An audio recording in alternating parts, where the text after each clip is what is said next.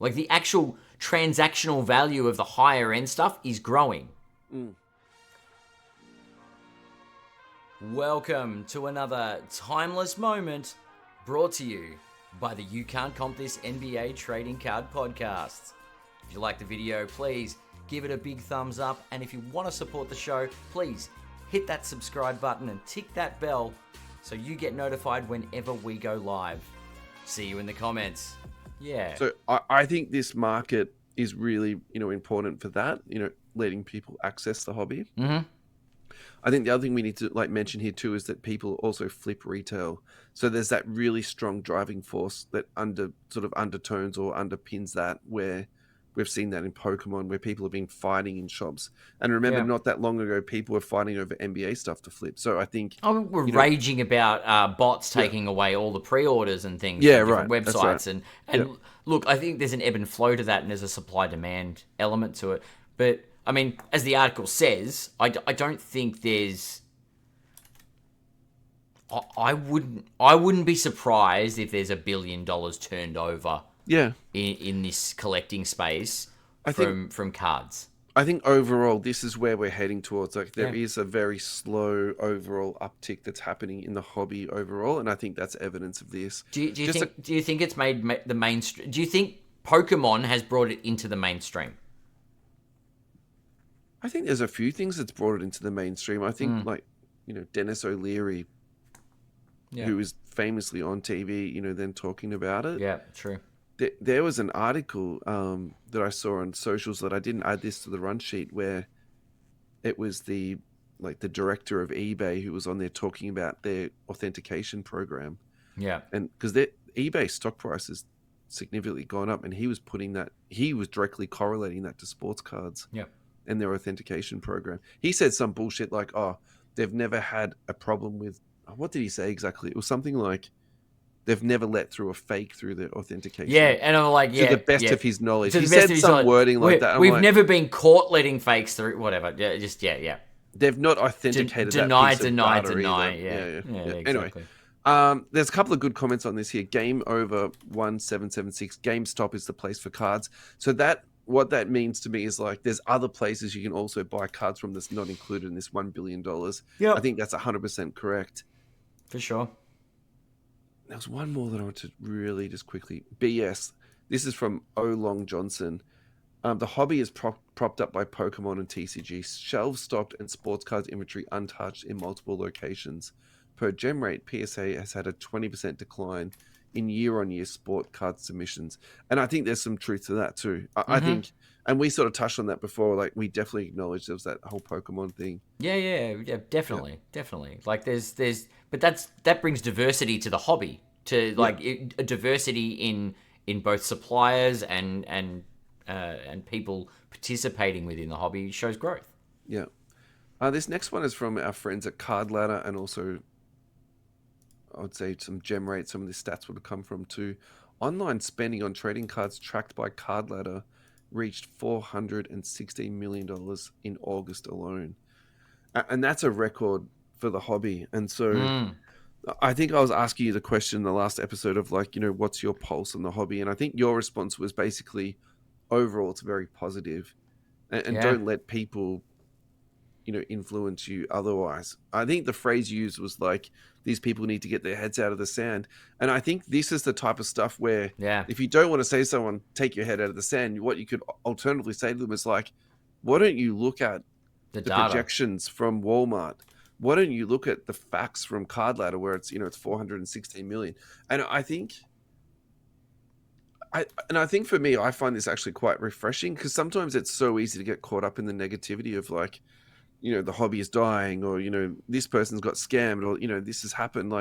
$416 million in a month is ridiculous. So this is the data that's gone from around about 2020 through to 2025, right? You look at this little roller coaster, see those little bits where it dips a little bit? Is that where the hobby's dying? Is that where everyone freaks out and complains about the hobby dying? It's And I'm not going to say I'm a financial expert. I'm not going to say and we're not. I'm gonna lead I and don't think guide we've you with ever regards proclaimed to that though, man. no, Yeah. no. Yeah. But look at this. Look at this trend and look at the way it goes up. It looks very similar to the way stock prices go. Just It's overall trends. over time, Yeah. just sort of tracks up. Yeah. It tracks up because you create this demand.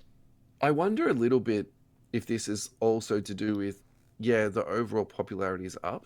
Yeah. I think that, and people are engaged in the hobby in sort of all these different sort of spaces and levels. But I wonder too is like, how much of this is to do with like some really big cards that have just sold? But So you, we well, had that. the Jordan, there's the We had Jordan that. Kobe. Just that Jordan alone was Jordan Kobe was $12 million, right? Sure. Then we spoke about the Kobe 1 of 1, which was 200,000. Yeah. But we looked at Kobe as an overall. We've looked at Jordan as an overall, But and maybe we that. see those same data points. Yeah, but where I'm going with this ad is like, I wonder if, so if you rewind back the clock a little bit, maybe the average sale used to be $25, whereas maybe now the average sale these days is like $50. Yeah. Does that make sense? Yeah, Like, yeah. just overall, the hobby is just sort of like, But we've seen an asset, and we used Kobe last episode as an example, and we've it's used the number Jordan. of sales that's gone up, but I wonder if just the average or maybe the aggregated price of each card is just. Yeah. But we look at we historically look at like a Jordan card. Right? So from 2020 to 2025, we look at a Michael Jordan card go from $3,000 to $20,000. That's reflected in these numbers. Like the actual transactional value of the higher end stuff is growing. So if you, once again, we go back to the comment of it's actually a tangible like asset. These cards aren't depreciating. There's a lot of these, and obviously it's not every card, but what we're saying is the high-end stuff is increasing in value because the demand is there. There's never been a higher demand for Michael Jordan, Kobe Bryant, and obviously we're going to see it with Steph Curry and LeBron James in our basketball space. Yeah. But historically, if you go out and buy a Herb Jones rookie card for $10, spoiler alert, unless Herb Jones sets the world on fire in the world of basketball and becomes a clone of Victor Wembanyama, he's probably going to sell You be careful what you're about to say, big fella. You be careful here. You might be very lucky and get your $10 back in 10 years. How dare you? It's if you're very lucky. You might. I'm going to double my money at least on Herb Jones. He'll be a throw-in somewhere. But no way. You know what I'm talking about, though. No, I don't. I have no idea what you're Maybe I shouldn't have picked on Herb Jones. We'll use someone else that's sort of lower profile. Luka Doncic. If he never wins, his cards are going to go from $2,000 to $200. If he never wins, and all the press goes, the Lakers are terrible because Luka can't perform, blah, blah, blah, blah, blah. The worst case scenario for this guy, he's going to be a beloved Olympian and world champion who scored more points than anybody in the NBA. Like that, I probably think at this point, this is where we're going with this guy. But he's going to be like the next Carmelo Anthony at the worst case. But you talk about, when we talk about this side of the data. I love that take, by the way. We like the Steph Currys of the world, the Jordans of the world, the Kobes, the high. You go into different sports. You go into soccer. You say Messi in soccer. Yeah. Gretzky in ice hockey. Do you know what I mean? Like, the greats are never going to not be the greats. Yeah. So this hobby is where that value keeps appreciating. And I think things like Pokemon, I think that just grows the number of people involved, and I think that's always good. Yep. Alrighty, so just going back to the first post, a comment from Up Down Upright. Yep. GameStop Power Packs. So that's the first reference to Power Packs. We've spoken about this before on the show. Mm-hmm. Just really quickly to refresh, that is where you buy an online pack. Yes. You open it, and they offer you instant buyback. So you basically it's online gambling. Mm-hmm. It's not online gambling. It is a loophole of online gambling, but you could consider it to be online gambling. Yes. Moving on to the next post, and the third and final post that we're going to talk about today. This is from Nat Turner. He's basically just summarizing the facts again that we just spoke about. Card ladder stuff, yeah. 416 million. when you go into the comments on that, this is from @BockAintBTC. Wow, and Power Packs is just in beta mode. So what I would interpret that to say is that these are going to be very, very, very popular with people. And this is also touching on what Matthew Hull was saying on our previous question and answer segment, where like he was talking about flippers, the gambling component of it, and the American influence that sort of like trickles down into our hobby. I kind of am beginning to believe in this power pack thing as changing the hobby. So in terms of like they have access to the PSA vault where they can buy cards off people instantly, put them into these repacks, and then you're selling them en masse to people, and people love that instant hit. Yeah, like it's there. Like the logic is there, isn't it? it's yeah. Final thoughts on today's timeless moments ad. What have you got for me? The hobby is healthy, and anyone that thinks it's not is still sticking their head in the sand. But anyone that thinks investing in cards is silly and something that children do, or it's a childish hobby, probably need to read that article about the $12 million Kobe Jordan card and realize that there's a serious hobby here that's actually... that does have... I'll play devil's advocate on that, though, but that's just like me saying I don't understand Labubu, which I don't, right? But you know what I mean? Like, sure, it's horses for courses. Like, how long's no? Bunch of like grown. How many Labubus from 1984 have you got?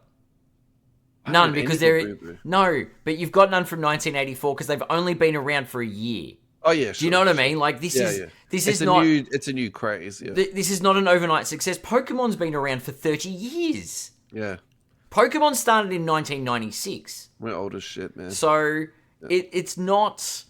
This isn't something that's just a fad. This has always been in the spotlight. So yeah, I think trading cards are here to stay. Everyone knows that, and they probably should be given a little bit more respect in the asset department. That's all. Actually, I'll tell you what. I'm going to make that. This is going to be my closing thing. I think people were looking for a card NFT. Yeah. And I think card NFTs failed spectacularly. Definitely. And maybe this power pack is the perfect hybrid of physical cards with a digital instant hit. That dopamine hit.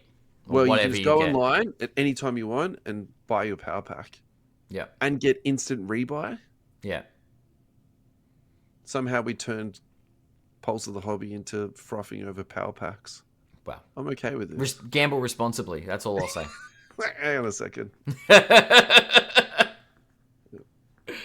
Anyway. Thanks, Ad.